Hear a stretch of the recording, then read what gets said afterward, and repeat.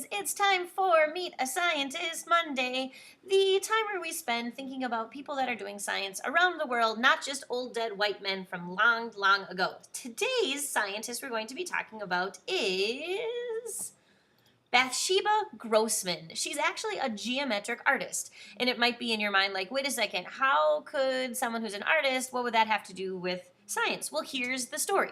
So what Grossman does is she creates art with her 3D printer, which allows her to program and design things through computers, and then she can print those things that she has created.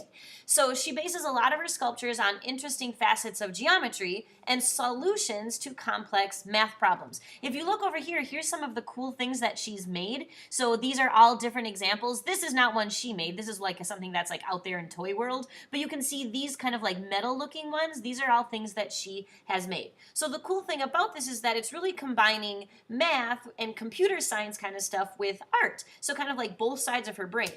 Here's a couple pictures of some of the things that she's done a little bit more close up, so you can see this, some interesting ideas. And so she might use these for display. She might use them for functional things like paperweights or designs or bookends.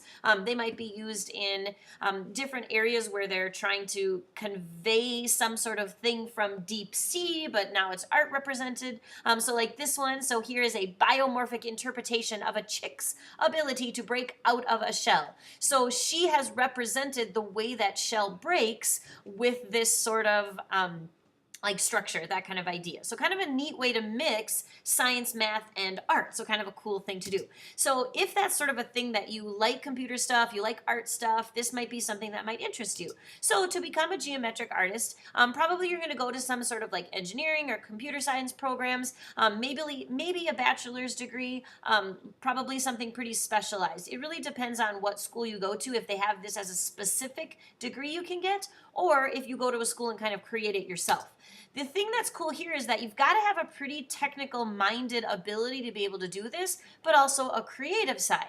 So if you have those skills and you've become a geometric design or engineer, the range 61,000 to around 98,000, which is a pretty comfortable life in terms of being able to pay your bills and go on vacations and buy food and clothes and maybe support a family, those kinds of things. The highest paid ones on record make over $100,000 a year. So definitely something where it's kind of a very specific skill. And so if you can do something that not a lot of other people can do, you're going to be paid for that. So kind of going back to always our idea of, yeah, it's cool to think about, science related jobs, but also thinking about, okay, if I like what I do and I'm getting paid for it, that's worth a lot too. And that's kind of where Bathsheba was. So remember that these were sort of her decoration stuff that she's made. If you look, here's that one of them that we've got there. And then I think that's the only one. I think this might be that chick in a shell one, but I'm not exactly sure. But anyway, so kind of a cool idea of some things related to science and math. And in this case, also art. Thanks for listening. Bye.